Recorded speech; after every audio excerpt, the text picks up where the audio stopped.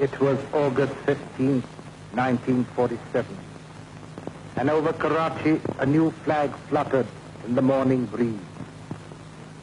It was a flag of white and green, with a star and crescent mounted thereon. This flag had replaced the familiar ensign of red, white, and blue, which had been the symbol of British rule. The unfurling of the new flag announced the end of that rule and the inauguration of the free dominion of Pakistan. With the change of flags, there came a change of personnel also. For in this mansion, which in the past had housed many a British governor, there now came into residence the first Muslim Governor-General of Pakistan, the Qaid-e-Azam Muhammad Ali Jinnah. On that mellow mid-August morning, a distinguished gathering waited for him in the courtyard of Government House. Members of the Cabinet, the Secretary General, Mr. Muhammad Ali, Mr. Ghulam Hussain Hidayatullah, the Service Chief, the Area Commander, Major General Akbar Khan, the Defense Secretary, Mr. Dundas, the Indian High Commissioner, Sri Pakasa, the Chinese representative, Mr. Yusuf Haroon, Mr. Altaf Hussain, editor of Dawn. Miss Fatima Jinnah arrived and took a seat.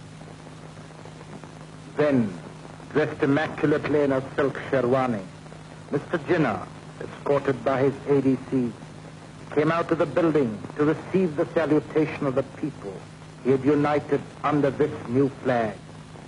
To them he had given a homeland.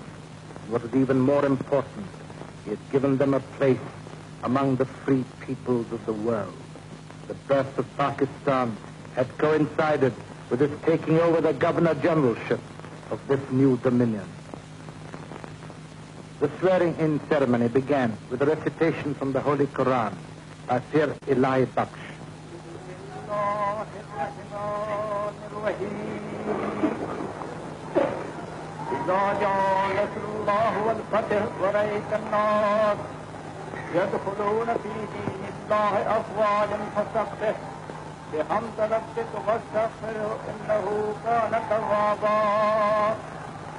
The Secretary General of the Cabinet, Mr. Muhammad Ali, then read His Majesty's commission. The oath of allegiance and office was then administered by the Chief Justice of Lahore. Solemnly affirm true faith and allegiance to the Constitution of Pakistan as by law established. In turn, the oath was administered to the 7 members of the Cabinet, led by Mr. Liaquat Ali Khan, the new Prime Minister. His wife looked on. Then came Mr. Chandrika, Mr. Ghulam Muhammad, Mr. Abdur Rab Nishtar, Mr. Ghazanfar Ali Khan, Mr. Mandal, followed by Mr. Fazlur Rahman. Duly sworn in, His Excellency Qaid-e-Azam Muhammad Ali Jinnah then went to the top of the steps. The flag of the new dominion was unfurled, and a new chapter began for that part of this continent which would henceforth be known as Pakistan. As he stepped down to inspect the guard of honor, no one could have been more conscious of the importance of that moment than the man who had made that moment possible. As he put it in a broadcast to his people that day, August 15th marks the fulfillment of the destiny of the Muslim nation. He was aware also of the responsibilities of that state and of its citizens, for as he said in the same broadcast, it gave them an opportunity to demonstrate to the world how a nation containing many elements can live in peace and amity and work for the betterment of all its citizens, irrespective of caste or creed. He defined the object of Pakistan as peace within and peace without. He said they wanted to live peacefully and maintain cordial, friendly relations with their immediate neighbors and with the world at large. He said that Pakistan would have no aggressive designs against anybody. So dedicated, Pakistan started out on its new adventure. Back in the courtyard, the Qaid-e-Azam received the felicitations of his closest friends and of those who were to play a part in the future of Pakistan. For his people, the dawn had come. Our minds go back 71 years ago to a Christmas day in that same city of Karachi when the Qaid-e-Azam was born.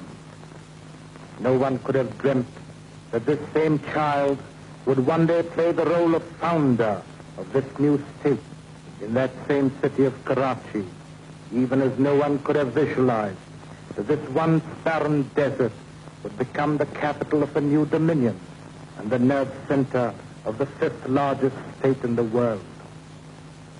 To this same city of Karachi, in August 1947, there arrived by train the advance guard of the army of architects who were to lay the foundation of this new homeland and who were to build it from scratch. These architects, workmen, technicians, poured into Karachi daily. All these incidents, this enthusiasm, this concentrated effort was a sequel to the statement of the British government on June the 3rd, 1947, when His Majesty's government announced the plan for the partition of India and for the creation of two dominions. On that occasion, speaking over the radio, Mr. Jinnah said, "We must remember that we have to take momentous decisions and handle grave issues facing us in the solution of the complex political problems of this great subcontinent inhabited by 400 million people. The world has no parallel for the most onerous, difficult task which we have to perform.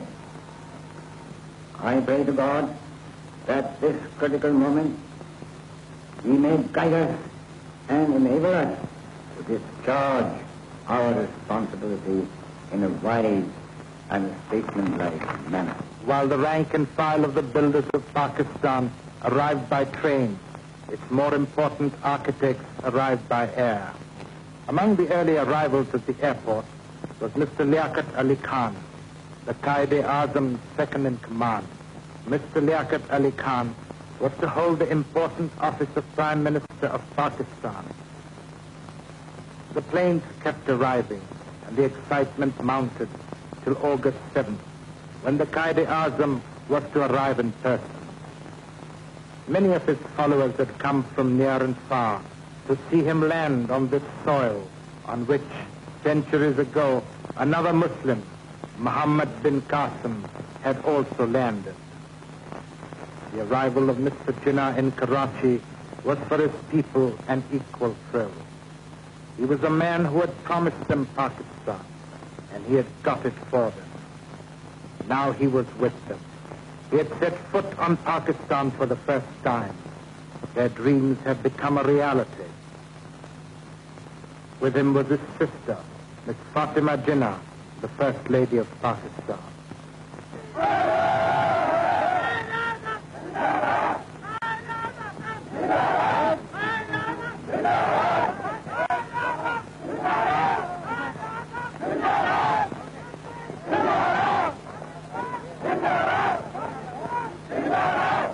Soon after his arrival, the Qaid-e-Azam was at work in his office, attending to the many details on which his decision and guidance were sought. For him it was not enough